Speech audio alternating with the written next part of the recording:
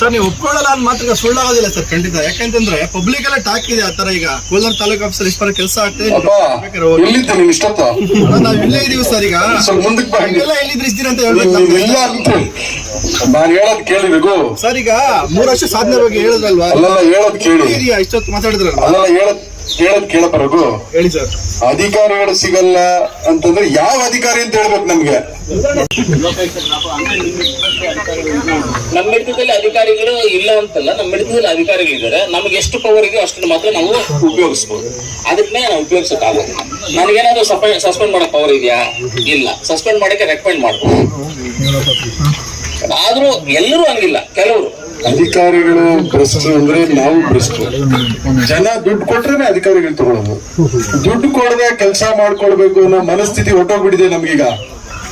ಜನರಿಗೆ, ಕಾಮನ್ ಮ್ಯಾನ್ಗೆ ನಾವು ಹೋಗ್ಬೇಕು, ಏನು ದುಡ್ಡು ಕೊಡದೆ ಕೆಲಸ ಮಾಡ್ಕೊಂಡ್ ಬರ್ಬೇಕು ಅನ್ನೋದಿಲ್ಲ. ಏನೋ ಒಂದು ಅವ್ರ ಇದ್ರಲ್ಲಿ ಏನೋ ತಪ್ಪು ಇರ್ತದೆ, ಅದನ್ನ ಮುಚ್ಕೊಳಕ್ಕೋಸ್ಕರ ಏನ್ ಮಾಡ್ತಾರೆ, ಅವರೇ ದುಡ್ಡು ಕೊಟ್ಬಿಡ್ತಾರೆ ಬದಲೇ. ಅದಕ್ಕೆ ನಾವು ಅದನ್ನ ಒಪ್ಪೋದಿಲ್ಲ.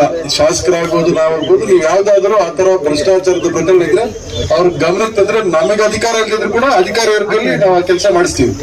ನಿರ್ದಿಷ್ಟವಾಗಿ ಹೇಳ್ಬೇಕು. ಊಹಾತ್ಮಕವಾಗಿ ಹೇಳಿದ್ರೆ ಆಗಲ್ಲ.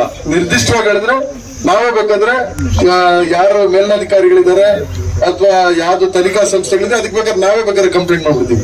ನಿರ್ದಿಷ್ಟವಾಗಿದ್ರೆ ಹೇಳಿದ್ರು ಸರ್. ನೀವು ಒಪ್ಕೊಳ್ಳಲ್ಲ ಅಂತ ಮಾತ್ರ ಸುಳ್ಳಾಗೋದಿಲ್ಲ ಸರ್, ಖಂಡಿತ. ಯಾಕಂತಂದ್ರೆ ಪಬ್ಲಿಕ್ ಎಲ್ಲ ಟಾಕ್ ಇದೆ ಆತರ. ಈಗ ಕೋಲಾರ ತಾಲೂಕು ಆಫೀಸರ್ ಇಷ್ಟು ಕೆಲಸ ಆಗ್ತದೆ. ಎಲ್ಲಿದ್ದೆ ನೀನ್ ಇಷ್ಟೊತ್ತ? ನಾವ್ ಇಲ್ಲೇ ಇದೀವಿ ಸರ್. ಈಗ ಮುಂದಕ್ಕೆ ಎಲ್ಲ ಎಲ್ಲಿದ್ರೆ ಇಷ್ಟಿರ ಅಂತ ಹೇಳ್ಬೇಕು ನಾನು ಹೇಳೋದ್ ಕೇಳಿಬೇಕು ಸರ್. ಈಗ 3 ವರ್ಷ ಸಾಧನೆ ಬಗ್ಗೆ ಹೇಳಿದ್ರಲ್ವಾ? ಹೇಳೋದ್ ಕೇಳಿ, ಇಷ್ಟೊತ್ತು ಮಾತಾಡಿದ್ರಲ್ವಾ? ಹೇಳೋದ್ ಕೇಳಬರಗು ಹೇಳಿ ಸರ್. ಅಧಿಕಾರಿಗಳು ಸಿಗಲ್ಲ ಅಂತಂದ್ರೆ ಯಾವ ಅಧಿಕಾರಿ ಅಂತ ಹೇಳ್ಬೇಕು ನಮ್ಗೆ. ಹಂಗೆ ಹೇಳಿ. ಈಗ ಅಧಿಕಾರಿಗಳು ಸಿಗಲ್ಲ ಅಂದ್ರೆ ಯಾವ ಅಧಿಕಾರಿ ಅಂತ ಹೇಳ್ಬೋದು? 28 ಇಲಾಖೆ 32 ಇಲಾಖೆ ಇರ್ತದೆ. ಎಲ್ಲ ಇಲ್ಲ